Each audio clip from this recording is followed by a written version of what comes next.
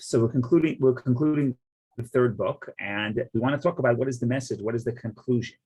Now, according to the Kabbalah, there is always a connection between the end and the beginning. It comes from Sefer Yetzirah, the book of formation, the early Kabbalistic work that says the beginning is etched in the end, and the etched is end in the beginning.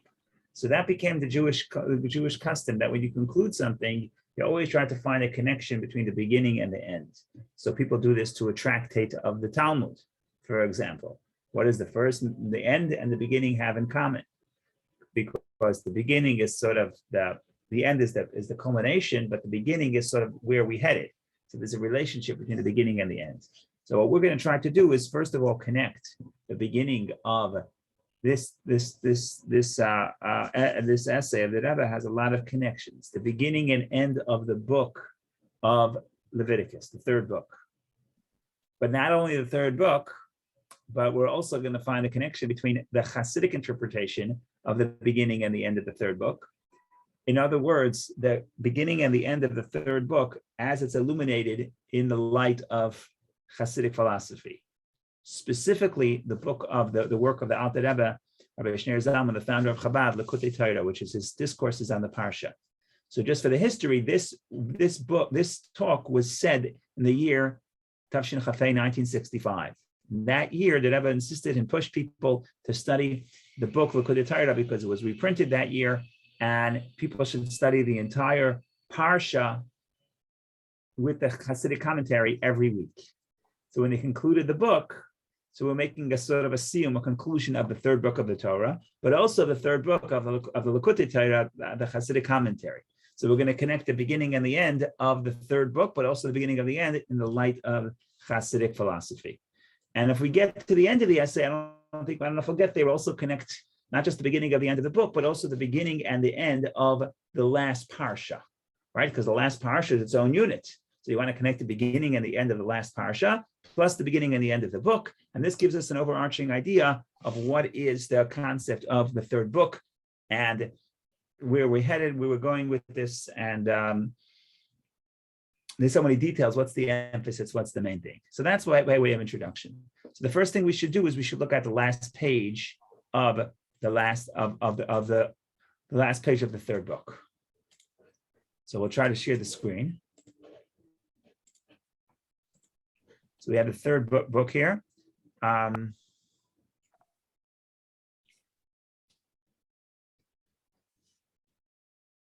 have to go back a little bit because this is just the last reading, chapter 27, Leviticus chapter 27. So the actual, we'll start here. The actual conclusion is about verse 32, 33 is the actual conclusion, the last mitzvah we read about. And then you have a concluding verse. These are the commandments that the Lord commanded Moses to tell the children of Israel on Mount Sinai, which is in conclusion of the entire book. Before then, we have the mitzvah called Maaser Behema, tithing of cattle. It's a very interesting mitzvah. What you would have to do is every year you would have to give to the priest 10% of the animals born in your flock. But the way they did it, it was a very interesting process.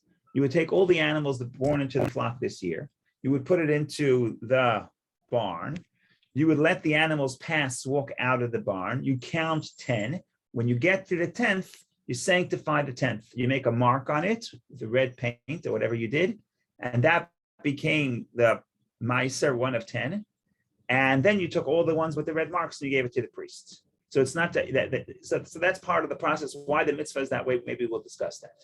So that's what the final verses, the last two verses before the conclusion. That's what they describe, right? So if you look at verse 32, any tithe of cattle or flock of all that passes under the rod, the 10th shall be holy to the Lord. In other words, when you let the animals pass, you count 10. When you get to the 10th one to pass, you tap it with the rod. The rod, according to the Mishnah, the rod had sort of a red dye, and then you dye the animal. And then after, all the animals that have that red piece of red color, they all go to the priest. And then we want to make sure that you don't switch it in. Maybe the 10th one happened to be a beautiful animal, and you want to keep it for yourself. You'd rather give to the priest the ones that are emaciated.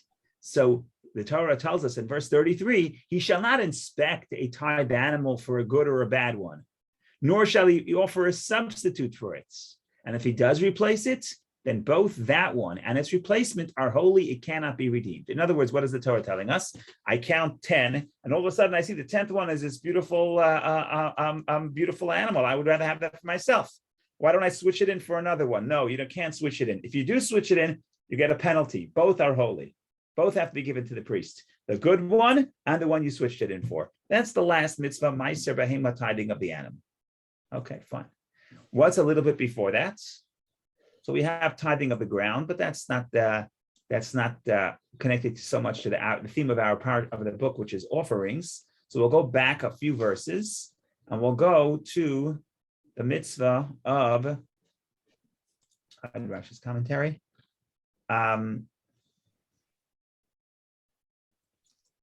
26. However, a firstborn animal that must be sacrificed as a firstborn to the Lord, no man may consecrate it, whether it be an ox or sheep, it belongs to the Lord. Okay, what is the context of what's happening here? So the context is as follows. The last chapter of the book, chapter 27, discusses various gifts or oaths that a person would take and say, I'm donating this to God. And then what's the law? Because it's a very interesting chapter. I could say, I'm donating the value of a person. I'm donating the value of my home, and then I can buy it back by paying the value. So there's all kinds of laws about people who want to gift assets to the temple fund.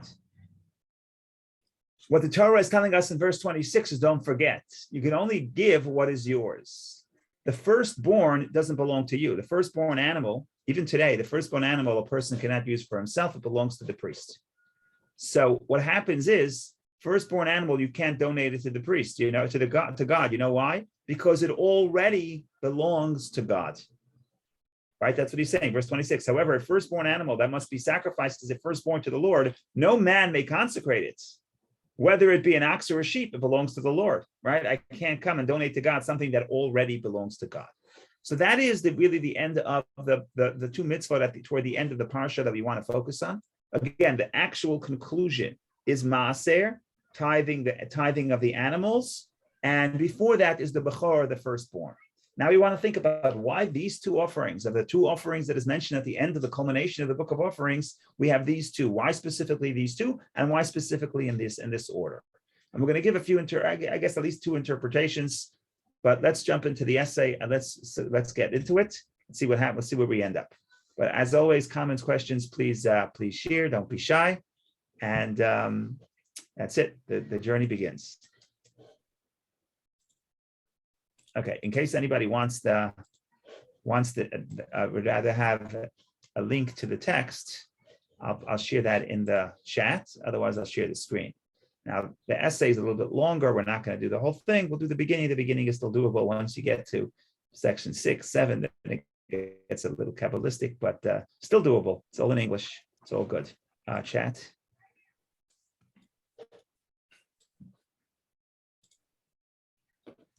So this is a link. Yeah, I guess that's the link. Yeah, I don't know who's hosting this link, but that's the link. Okay, fine.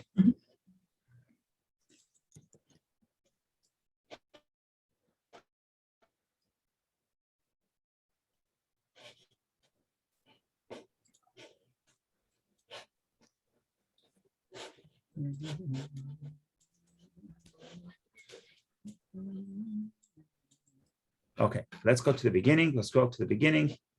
Make it a little bigger so I can read. Okay, we're going to run. The first thing we're going to establish is this notion that I mentioned earlier, which is the end is rooted in the beginning and the beginning is rooted in the end, and how that is going to express itself here within our context of the end of the third book. Says the Rebbe as follows: as discussed many times. Let's see if I can open this. No, just 1 second. Sorry about that.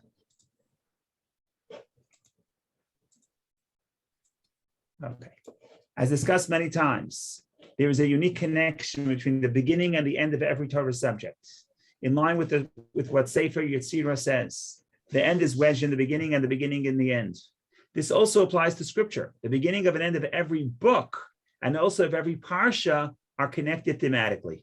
So there's a thematic connection, a connection of the theme between the beginning of the end of the Torah, between the beginning of the end of every book of the Torah, and the beginning of the end of every parsha. So we just opened up another whole avenue of exploration, right? When you study the Torah, what are you looking for? Where are the messages hidden, right? So there's all kinds of places to look. You can look at the story. You can also look at the name of the parsha. That Rebbe was always saying the name of the parsha is interesting. But now we have another whole avenue of exploration.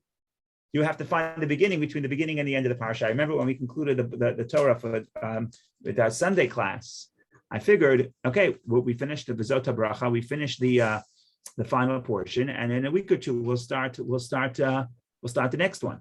We finished it during COVID. I was hoping I could last it, make it. I wanted to restart the new one after COVID. I didn't think it would take 3 years. It ended up taking a while, but I said, okay, how do I buy time? So I said, you know what? Let me look into the commentaries that explain the connection between the end of the Torah and the beginning. That took us multiple weeks, literally multiple weeks, hours and hours of commentary that explained the connection between the end of the Torah and the beginning of the Torah, right? So you have to know to look for that. That's a place, that's one of the places where you can find meaning. And the end of the Torah and the beginning of the Torah, it's actually interesting because the last letter of the Torah is Le'nei Kol Yisrael, in the eyes of all Israel, ends with a Lamed. The first letter of the Torah is Bet, Bereshit, in the beginning. Lamed Bet is Lev, is heart. So you can read it as you see right away that when you get to the end of the Torah is the Lamed, but the Torah wants you to start again to get to the heart. And how come the end of the Torah and the beginning of the Torah is the heart of the whole Torah? So we have so many different commentaries. I'm just trying to say that this is something that exists within Jewish literature, that there is a whole genre of connecting the beginning and the end. Okay, fine. Accordingly, in our parsha, Bechukosai, since the connection of this parsha is the end of both the book of Vayikra, the third book, and the end of Parshat Bechukosai, we must say that the beginning of the book of Vayikra, the beginning of Parshas Bechukosai, and the end of Parshas Bechukosai share a common point. You see what we're doing here? Beginning of the end of the final parsha must be connected, and the end of the third book must be connected. So you end up with the beginning of the third book, the end of the third book, and the beginning of the final parsha all have to be connected. Okay, we are setting out the goal, the sort of the objective. We have to find this connection. Now we got to look for it, but that's the goal. Here we see something wondrous. According to the explanation of Likutei Torah, again, the Hasidic commentary by the Rabbi Shneur Zalman on the Parshas, of the beginning of the book of Vayikra and of Parshas Bechukosai, the Hasidic Parshias, in Hasidic slang, there is the Parsha and there's the Hasidic Parsha. The Hasidic Parsha is the commentary of Rabbi Shneur Zalman in the Likutei Torah. So there's so many different discourses. Even Rabbi Shneur Zalman himself had many books of discourses, but that was the primary book of discourses. So they call it the Hasidic Parsha, the Hasidic Parsha. So now that Rebbe is saying, if you look at the Hasidic Parsha of those weeks, we clearly see how the beginning of both, which are explained according to the same subject, are wedged into the end, the conclusion of our Parsha. In other words, when you look superficially, you don't necessarily see the connection. When you look at the Hasidic interpretation, you see the connection, and then you can go back and look superficially and see again how the connection is there. Once you figure out the connection, it's easier to see it. So that's what we're setting out to do here. We can thus see that how the idea that the end is wedged in the beginning applies not only in relation to Scripture, but also to Likutei Torah itself. The ideas discussed in the discourses in the beginning of the book of Vayikra and the beginning of Parshas Bechukosai is the same idea discussed at the conclusion of the discourse on Parshas Bechukosai. That is what we're setting out to do. The last paragraph we'll skip. I'll read it inside, but we're not going to get there. Even more wondrous, in Scripture, the conclusion of Parshas Bechukosai is also the conclusion of the book of Vayikra. In the Likutei Torah, however, there are addenda that follow the discourses on Parshas Bechukosai, and at the conclusion of these addenda, the same idea is discussed. In other words, that I was going to say, you look at the Torah, you see the same theme. That's the beginning of the third book. Is that the end of the third book, the beginning of the last parsha, and also the end of the addenda, the Haisafais, the additional commentaries in the Torah. So this same thing keeps popping up all over the place. Because again, all rooted on the Kabbalistic principle that the beginning is rooted in the end. And therefore, it's no surprise to find the same theme reappearing in these places. Okay. Now, what we're going to do is we're going to analyze to find the connection, we're going to analyze the end. And as I alluded to you, that we're going to focus on the two types of offerings. The Bechor, the firstborn, which firstborn animal is born in your flock, you have to give it to the priest. By the way, the same is true for a firstborn human being. Firstborn human being doesn't belong to us, it belongs to the priest, it belongs to God. If you want to take your firstborn son home, if you're an Israelite woman and your husband is Israelite, then you have to redeem it, right? Pidyon haben. It's a very important mitzvah, but not everybody heard about it. I don't know why, but that's just the way it is. So it's a very important mitzvah. So the firstborn human being, but we're not talking about humans now. We're talking about the animals. The animals, the same thing. Firstborn animal does not belong to me, it belongs to God. If I want to take my firstborn animal home, I have to redeem it and give the priest its value. Well, I'm sorry, that's only outside the temple. In temple times, you have to. Okay, I take it back. Retract. In temple times, you have to actually bring it to the temple unless there's a blemish.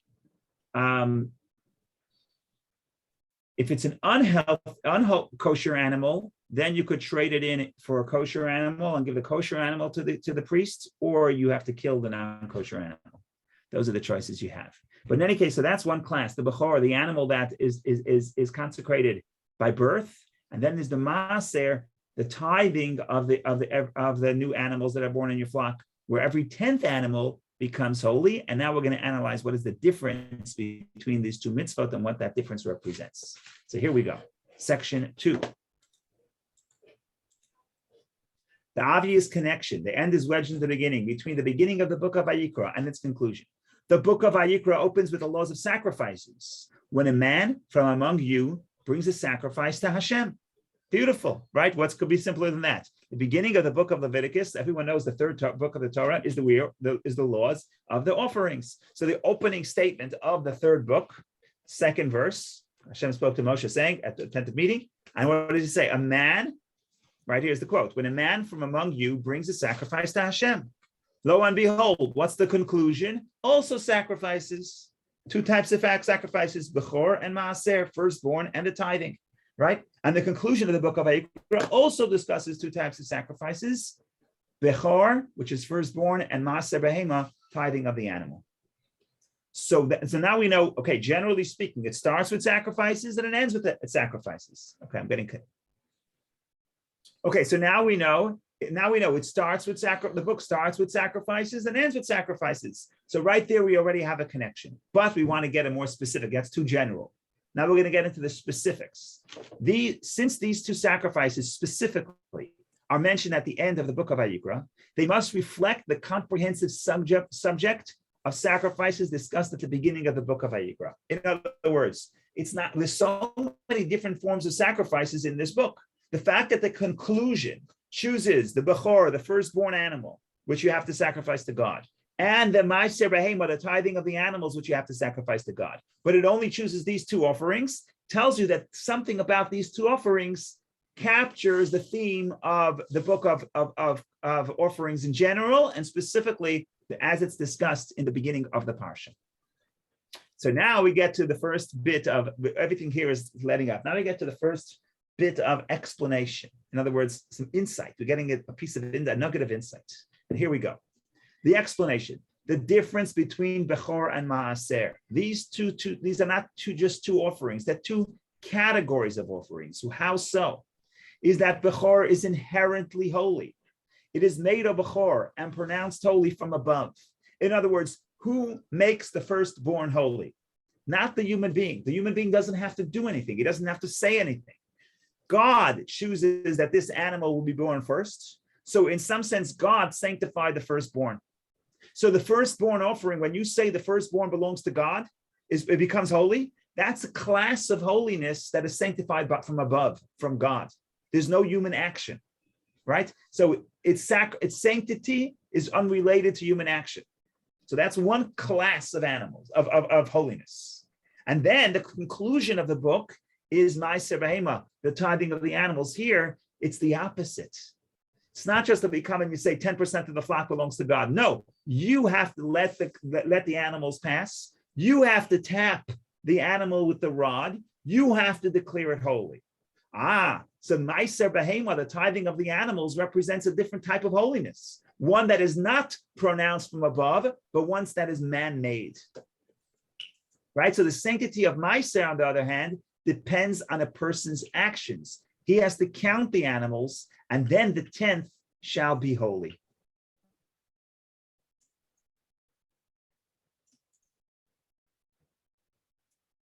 And now that I was going to add a nuggets, today's day and age, the sages say, don't offer Maaser Behema. Don't designate the tithing, don't tithe the 10th animal. Why not? It's a commandment, you have to do it. Yeah, but we don't do it. Why not? The sages say, because it'll be a big headache. You can't offer it in the temple.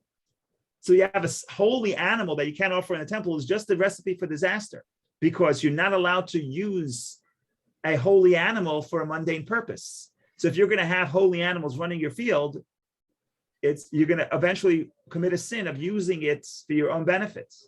So today, the sages say don't designate Maaser Behema, do not designate the tithing of the animals. But the firstborn, however, it's not about me designating. It's going to happen by itself. So there's actually a loophole where you could sell the mother to the Gentile, and then you make sure you don't have the firstborn in your flock. But that's a loophole. The bottom line is Bechor, the mitzvah of Bechor applies today. So the Rebbe is saying, look, today we have the Bechor, we have the holiness of the firstborn, because that comes from above. It's not related to us. Maaser, the tithing of the animal, is so related to us that today we don't even do it, so it doesn't apply. So this just highlights this notion that the two offerings that are mentioned at the conclusion of the book are not just two examples of specific animals, but they're actually two categories of holiness. We have the holiness that is inherently holy, meaning God makes it holy, and it's independent of human action. And then we have the holiness of the tithing of the animals, which is holy because of human action. Right? So let's read the final paragraph. Moreover, this is more apparent nowadays, since the sanctity of Bechor is still extant, since it is inherently holy, whereas the sanctity of Maaser is not in accordance with the sage's decree that we should not separate Maaser Behema.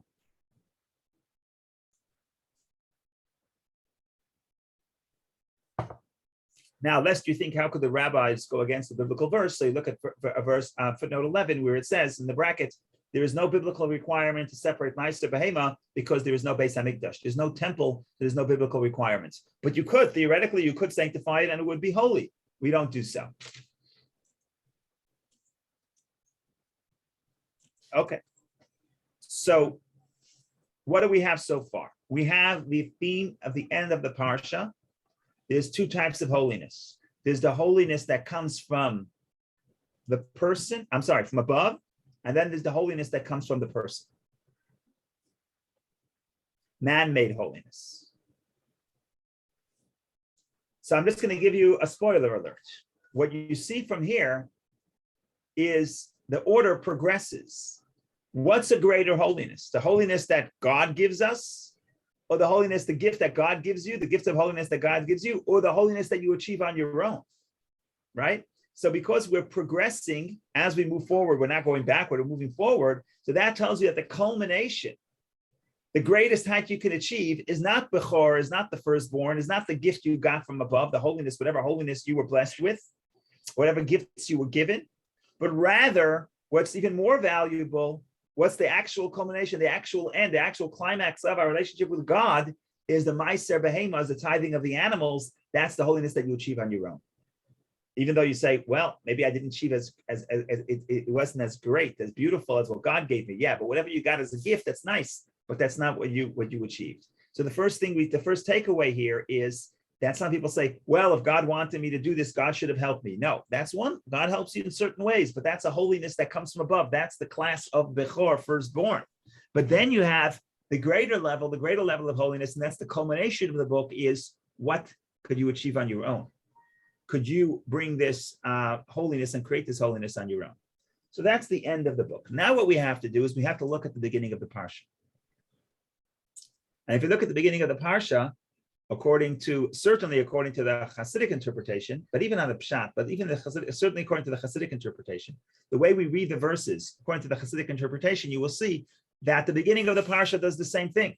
It begins with the blessing. It alludes to two things: the opening paragraph of the book, the opening verse of the book of the offerings, alludes to two types of holiness. Holiness that comes from above and holiness that is generated by man. And I may have mentioned this, but the beginning, that first discourse on that first verse of the third book, we discussed it in the past, maybe not on Zoom, but before the days of Zoom, is actually a discourse from Rosh Zalman that in the yeshiva, they would study it. That was the first Hasidic discourse they would teach in the high school, not just in the yeshiva I went to, but going back to Lubavitch, going back to the original Chabad yeshiva. So there was a very important message to teach the children or the teenagers that you have to self-generate holiness, right? Don't expect inspiration to come from above. Even when it comes, there's limitations to inspiration that comes from above. Don't say, well, yesterday I woke up, I was in a good mood. Today I woke up in a bad mood, so I'll wait for tomorrow, and tomorrow I'll be in a good mood. No, that means you're counting on inspiration from above. It doesn't work. You have to self-generate inspiration because that's the only inspiration that ultimately lasts. All this is alluded to based on the Hasidic commentary on the second verse in the beginning. In other words, the first verse of the offerings in the beginning of the third book. So what we're trying to do is based on the Hasidic commentary, the end of the book, which highlights the two types of offerings. Bechor, firstborn, which is from above, and Maaser, the tithing of the 10th animal, which created by the human being, that theme, that there's two types of holiness from above and from below, that is also reflected in the beginning of the parsha, beginning of the third book. So for that, we want to open the beginning of the third book. And then we'll read it. We'll read the commentary inside. We'll read the essay inside.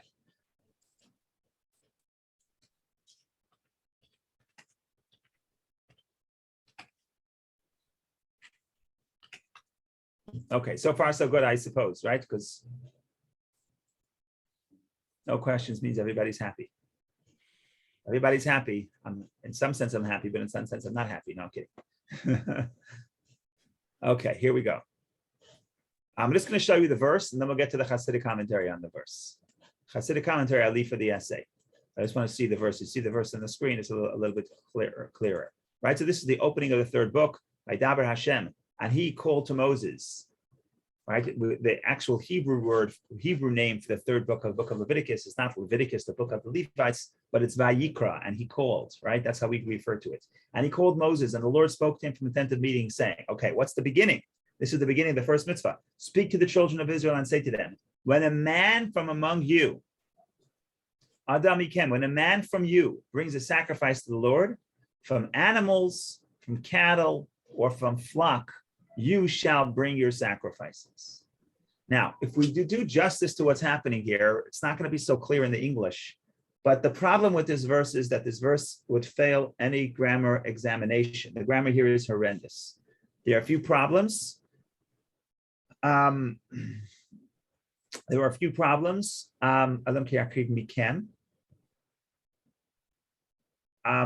the problems is he starts in third person. When a man will bring from among you,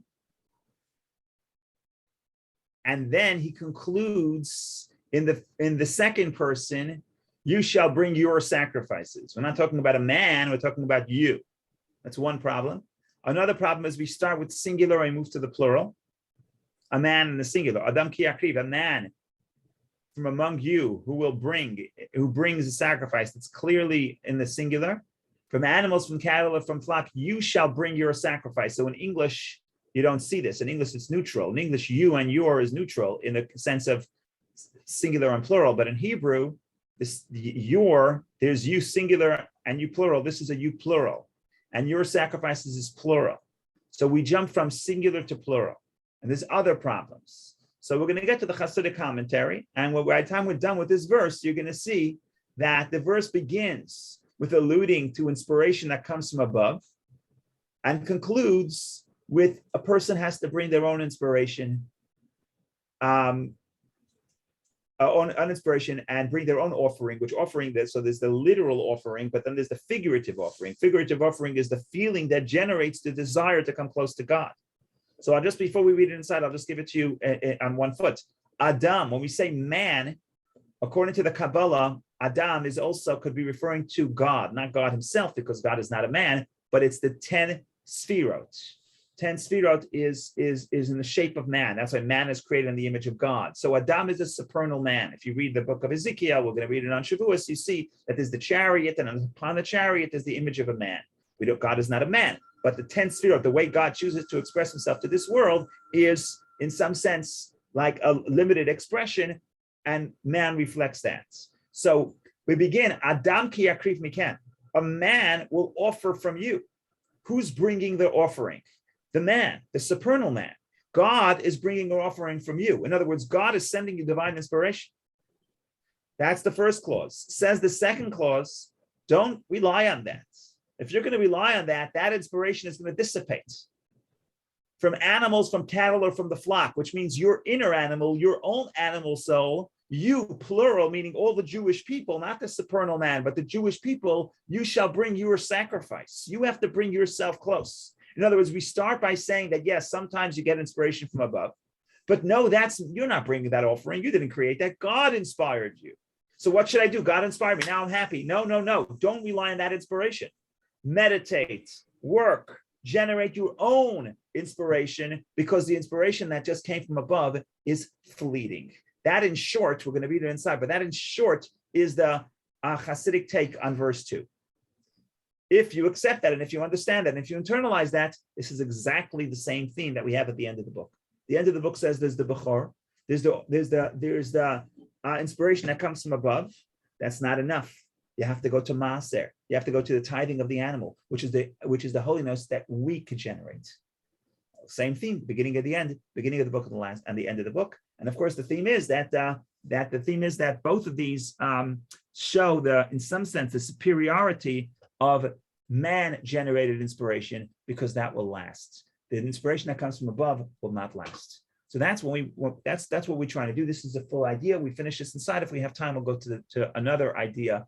In other words, to go a little more Kabbalistic, but we'll see how it goes.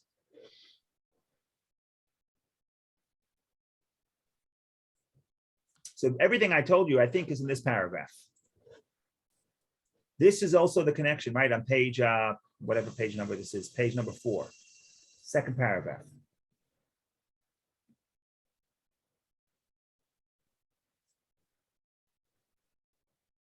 Okay, you know what? Let's read the previous paragraph. I missed this. Based on the above, we can better appreciate the order in our parsha. Bechor is written about first, followed by Maaser. In the course of the sacrificial avodah, coming close to God, right? Because offering means coming close to God. Korban means to come close to God. Holiness is first drawn down from above, first drawn down Bechor. Only afterwards can a person engage in the avodah of elevating the material Maaser. In other words, okay, so here he's saying something that I give you from the end. Here he's saying, no, look, first God inspires you. First God empowers you. Then you can generate your own holiness. That's why first you have the Bechor. That's the holiness that comes from above. And only then could you sanctify the animals, which represents elevating the material world. Okay, fine. Now we go to the point that we focused on the beginning of the parsha. This is also the connection between the subjects discussed at the end of the book of Vayikra and its beginning.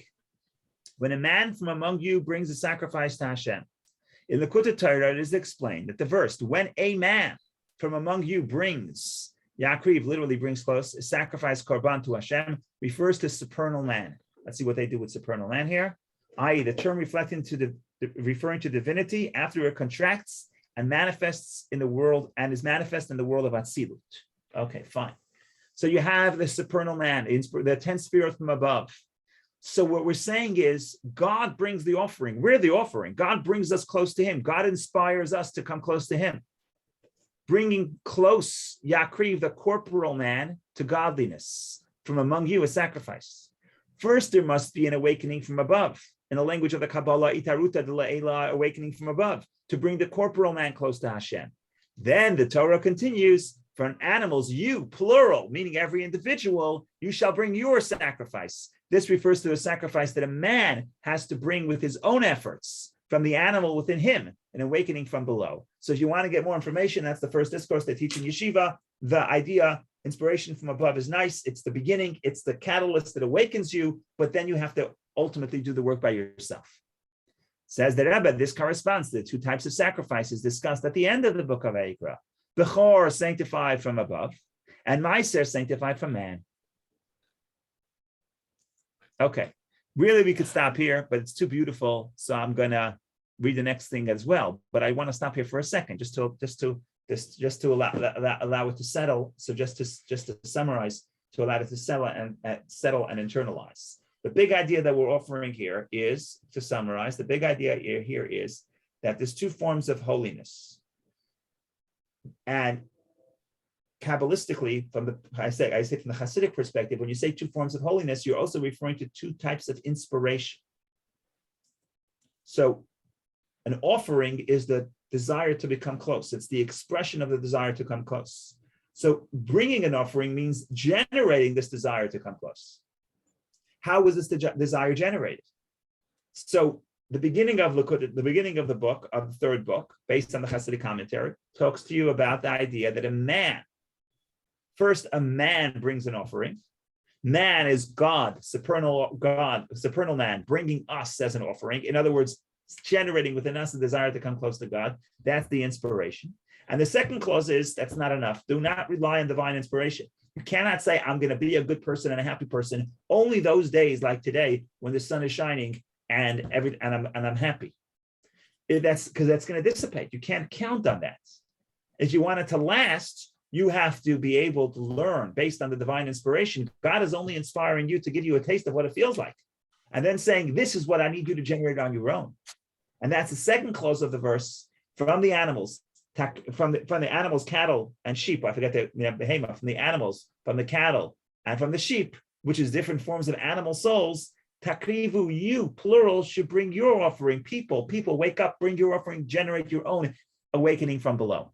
So that's the beginning of the parsha. That's the beginning of the third book. What's the end of the third book? The end of the third book, we mentioned Bihar, beautiful, firstborn animal, so holy, so beautiful. No, we're not going to stop there. That's not the culmination of the book.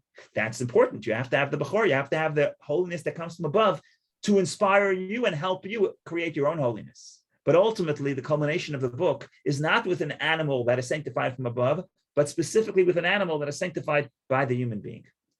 So that is the pitch. That is the idea. That's the connection from the end of the book and the beginning of the book. We didn't do the beginning of this parasha, but that may be another point. I don't want to go into that. I do want to, however, go a little bit deeper in section 3, so go a little bit deeper into the Bihar and Maaser, the way it's reflected, the firstborn and the 10th animal, the way it's reflected within the human being, which is very, very beautiful and Kabbalistic and very nice.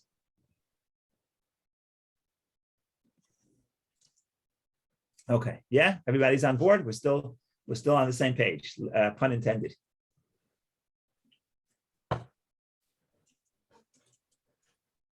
Okay, let's go to number 3. Just to give you the summary here. When you say 10, what do you think of? 10th animal, what do you think of? Number 10 means 10 sfirot. What is the Bechor? What is the first of the 10 sfirot? Chachma. The Chachma, which is the awareness of God. And if we study Tanya chapter 18, as we did, we talked a great deal how the Chachma of the godly soul is always connected to God. It's not dependent on what you do. You can do all the sins you want. The Chachma is always intact. The essential awareness of the godly soul about the connection to God is always intact. It may be asleep, it may be covered, but the Chachma is always intact. You don't have to do anything to create the Chachma. And Chachma is the firstborn because it's the first Sephirah. So Kabbalistically, Bechor represents the holiness that your Chachma of your soul has. The Maaser of the 10th animal represents what can I create, what holiness I can generate on my own. And here there's a few points, but what we're going to basically say, what is the 10th? The 10th is Malchut. What is Malchut?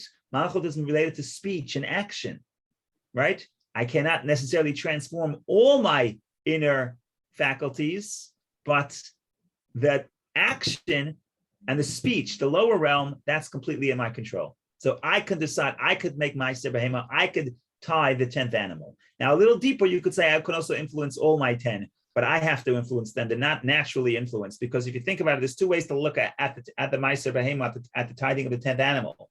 One way to look at it is the 10th animal is holy. Okay, but the other way to look at it is, yes, the 10th animal is holy, but that 10th animal actually affects the other 9, right? The 10th represents the other 9. So we're going to get into that, but the bottom line is, you other than the Chachma, other than the first Sphira you have, your other parts of your personality are not holy on their own. they're only holy if you influence, to the extent that you influence it, right? So here you have those two categories of animals or offerings that you have. And generally we spoke Bechor that comes from above and Maaser, what you generate on your own. So now we're going to have it within the human soul. You have the 10 sfirot that are generated. You have the chachma, the awareness of God, the wisdom, the awareness of God at the core of the soul, always holy. Nothing you can do to add or subtract from that level. That's the chachma. But the other parts of your personality is up to you, and certainly the 10th is totally in your hands, which is the 10th is the speech and action. So I think that's beautiful. I remember that years ago I wrote something on this Sicha and this talk, and I did not capture this section 3, and I read it again this year. I said, you know what, we have to write about section 3. In reality, I wrote about something else, but maybe we'll save it for next year. This was really beautiful to realize. Sometimes it's only a little detail in the talk, but really every chapter is its own, could be its own building. So that's the beauty here. So let's read number 3. I think we're up to 3. Yeah. Okay, I'm making some progress, right? We're not that bad. No, I'm kidding. We're in no rush. These two aspects, the Bechor, the awakening from above, and Maaser, awakening from below, are found in man himself. Bechor is singular. And if there are multiple births, then the Bechor is the firstborn. In other words, Bechor by definition is, the word Bechor is one animal, there's only one. And you could have many children, but there's only one, that's the Bechor. So that represents oneness. Bechor symbolizes the level of Chachma, which is the wisdom, but it's the highest of the 10 sfirot. As the Torah says, sanctify to me every firstborn.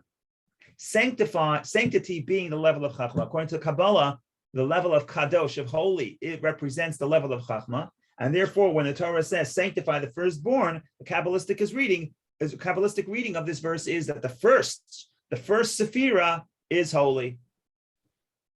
Holy is Chachma. Okay. Maaser, in contrast, requires 10, right? If you have 7 animals, let's say only 7 animals were born in your flock, you cannot give a tithing of the 10 or of the 7. Then none of the animals are required to be tithed. You have to have 10 for the mitzvah of Maaser Behema, of tithing of the 10, to be triggered. By the way, in English, tithe comes from the root 10, but in Hebrew, it's actually more clear. Maaser could be me'eser, from 10, right? That's the words, Maaser, eser is 10, Maaser from 10. So Maaser, in contrast, requires 10. Bechor is 1. You can have a firstborn as 1. It could be other kids, they come, they could not come, doesn't matter. 1 is already the firstborn. But for the Maaser, you must have 10. So that represents serving Hashem with the 10 faculties of the soul. And it is every person's obligation to dedicate it, at least the last level, the revealed level, which relate to thought, speech, and action, to holiness. This applies even to the Beinani, a level every person can achieve. So there's a lot of overlap within this one paragraph with the Tanya, right? Because the Bechor is after chapter 18, the essence of the soul that is always intact and always holy. And then the rest we're saying, look, you got 10 faculties, you have all 10, fine. You could certainly sanctify the 10th. The 10th is the thought, speech, and action. Even an average person could even the Beinani, the average person, the level everybody could achieve, you can generate that level of holiness on your own. Therefore, Bechor is inherently holy, independent of a person's avodah, person's service, because the chachma in the soul, the capacity of self-sacrifice, is inherent to every Jew from our forefathers. I'm sure the footnote is going to quote the Tanya. Yep. Tanya chapter 18 and Tanya chapter 19, exactly what we were talking about, right? So Chachma, you don't have to sanctify the firstborn. Firstborn is going to be sanctified on its own. You don't have to generate within yourself the capacity to self-sacrifice. At the core of your soul, it's already there. The question is how to awaken it, but that's another story. The core of your soul, you inherit that capacity for self-sacrifice from our forefathers. And B, the sanctity of Bechor also exists during exile, since the soul's aspect of Chachma is always intact. But the sanctity of Maaser, the 10 faculties of the soul, and the 10th level Malchus is contingent upon a person's avodah. Consequently, there is a difference between the temple era, when godliness was manifest, and the era of exile, which began because of sin. So yes, today we're not going to bring the full. We don't offer the 10th animal, probably because maybe we're not able to fulfill even thought, speech, and action. We don't do it completely the way it could be done in temple times. But you see here that how these ideas of Bechor and Maaser, the firstborn, which is the Chachma, and the last level, which is Maaser, which is giving the 10th, which is the thought, speech, and action, how this applies to every single person.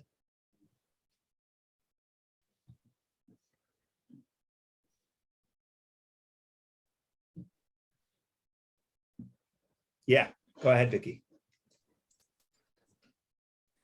Well, I must say that we are done with the essay, or there is anything else. A lot more, but I think we're done. No, I mean, with that idea, I just want to thank you for doing this. This is one of those talks that we need to listen to every day to inspire, right? If you start your morning with this, no wonder they teach it in yeshiva, the first one they teach, right? Yeah, you see, the problem with yeshiva is that you come in and the first day everybody's excited, everyone's learning, right? It's a new year. Even in any school, everyone has their sharpened pencils, and everyone's got their erasers, and everyone's got the papers on neat. Everyone's happy. You come back 3 weeks later, everybody was inspired in the beginning. Half the people lost the motivation. What happened? In the beginning, there's a natural excitement that comes. It's a new beginning. That you didn't generate that. So who's going to be the one that's going to be able to be excited, not in the first day, but 3 months into school? Only the person who could self-generate inspiration. So when you start your yeshiva career, that's what they're telling you. Yeah, you're bar mitzvah, you're 13, you're excited, you're putting on tefillin, it's exciting, new beginnings. This feeling that you have is wonderful, but do not rely on this. You better learn to self-generate this because you can't be dependent on it. It only happens when it happens. I remember when we were in summer camp in Tzfat, so we had a tour guide who lived in Rosh Pina, which is right there. But where we were living, both from Tzfat and Rosh Pina, you could see the Kinneret. So we had a friend who used to make fun of this tour guide, and he would say, "This guy, if there's one cloud on top of the Kinneret, he has a bad day." Right? So in other words, there's some people that they need the inspiration from nature, from the outside, which is wonderful if it's there. But if it's a cloudy day, you got to be able to generate by yourself. Right, so that's what we're saying here, I think. Thank you. I also wanted to tie it into the beginning of your speech. The idea of, that's the question I had from the beginning. The idea of tying the end to the beginning. From as far as the trajectory, the direction, does it have a linear nature, circular, or spiral? Because that's how it ties to the secularist philosophy. That's a very good point. I have to think about that. So you're saying the beginning is west and the end. Is it? I don't think it's. It's not circular. It may be spiral. I think it could be linear. I think it could be linear in the sense that, I mean, I guess it's spiral. I guess it's circular in the sense that when you get to the end, you're back in the beginning. But it's linear in this. It depends how we define the terms. The idea is that it seems like we're going farther and farther away from the beginning. In other words, it seems like these two, the beginning and the end, are the farthest apart. That's what it seems. And it seems like as we progress, we're moving away from the beginning points, or at least, how do I describe this? Let me think about it this way. You have a project, okay? You want to build your home, or you want to write your book, okay? So I guess the end is the goal. Let's assume the end is the goal, right? You want to finish the project. So which point in the journey, in the linear journey, are you the farthest away from the goal, right? So you would say, well, day one, my project takes 12 months. Day one, I'm the farthest away because I didn't even start the journey. I didn't even get the tractor to excavate, right? As time progresses, I'm moving closer to my goal. Now I'm picking the colors of the paint. Now I got the windows in. I got the AC in. So it looks like the beginning, I'm the farthest away. And as I move I'm progressively coming closer to my goal. That's conventional wisdom. Comes the Kabbalah and says, 1 second. If the goal is the purpose, in fact, the closest part you are to your goal is the beginning. Because in the beginning, you're starting out the project. Why am I starting out my project? I'm in touch with my goal in the beginning because that's why I'm starting it. Whereas in the middle, when I'm in Home Depot choosing a paint, I'm too invested in the specific task that I don't even see the full picture. I don't see the purpose. So from the perspective of the Kabbalah, where is the end, the goal, the purpose, actually in the beginning, before you even start, but you have the vision. in fact, you're more connected to the end. And the goal is that beginning should actually, the end, which is left from the beginning, should also be implemented throughout the entire process. Like this, I don't go off the tangents. The problem is that when I'm picking my paint, if I forgot my overarching vision for the project, I'm going to end up with the wrong color of paint, right? You see what I'm saying? I'm going to build a room that doesn't belong. That's not consistent with my overarching vision.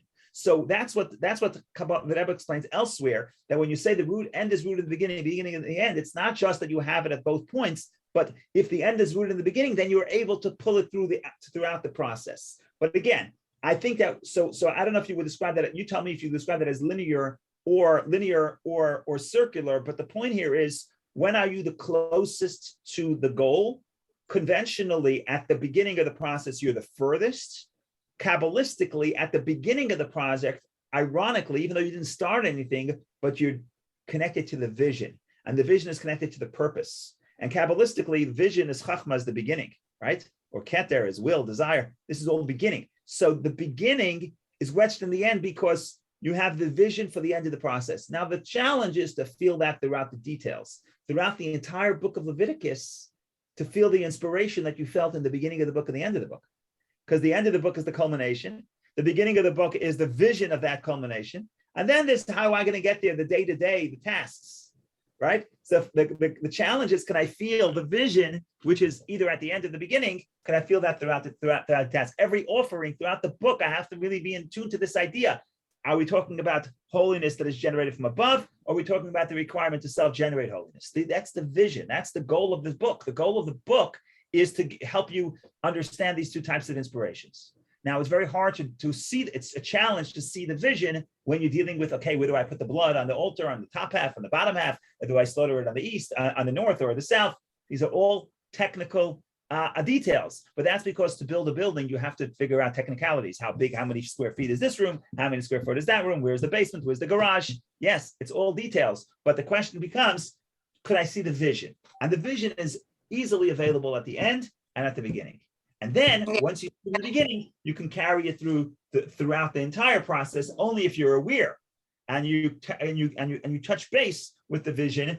You don't have the vision, you're not at the end, so you don't have the full vision, but you have the vision that's in the beginning, which is etched in the end. The end is etched in the beginning, where you could in your mind see the goal. That was beautiful, and actually, thank you for your explanation. Actually, ties to the idea of that talk, because you also refine in all 10 sefirot, and the root is the beginning. So the whole like a spiral idea is rooted in that particular the theme of this essay. Yeah, that's the beauty of it. And I think somebody, maybe it was Shneur Zalman, was talking about the spiral staircase and the direction of the spiral. But that usually we think of spiral in the sense of time, but here it's sort of within the person himself, within the 10 sefirot. So I have to think about what's the better metaphor, a linear or not? Because in some sense it's linear because we're traveling from point A to point B, and we're not necessarily repeating. In some sense we are, maybe we're not. I don't know. I have to think about it. But the idea that both spiral, both linear and circular at the same time, right, and kind of fits into philosophy. The idea. It's almost like it's more like a wave. You're going up and down in terms of the holiness and finding the holiness and connecting to it. Yeah. And also the idea that we're reading, we keep reading Torah every year from the beginning. In that sense, it's circular. Yes, in that sense, it's a spiral. Yeah, but it's also a spiral because we're reading on a different level. Yeah. So think about this. Let's take this as an example for Vicky's point. So every year we read that there's inspiration generated from above and inspiration generated from below. I've been reading it since I'm 13. Now I'm 40. Okay. So am I reading the same thing every year? Yes, because the inspiration that's generated from below is a different inspiration, right? What you can generate at 13 is not what you can generate at 18, not what you can generate at 40. Hopefully, I don't know where I am at 40, but okay, that's already for my midlife crisis. That's another time. But you see what I'm saying? And same thing with inspiration from above. You can get inspiration on one level, and the next year you can get a greater inspiration. So yes, it's true that it's all the same patterns, inspiration from above, and then you have to generate your own. But what that inspiration looks like, it could be a total different story. Beautiful. Thank you very much. Okay, thank you, everybody. And this has been a lot of fun. So thank you for giving inspiration from below and from above. It's been a lot of fun. Thank you. We should see each other in good health. Thanks, And- Rabbi. Thank you. Wonderful day. Have a great day. Thanks. Bye. Thank you. Be well.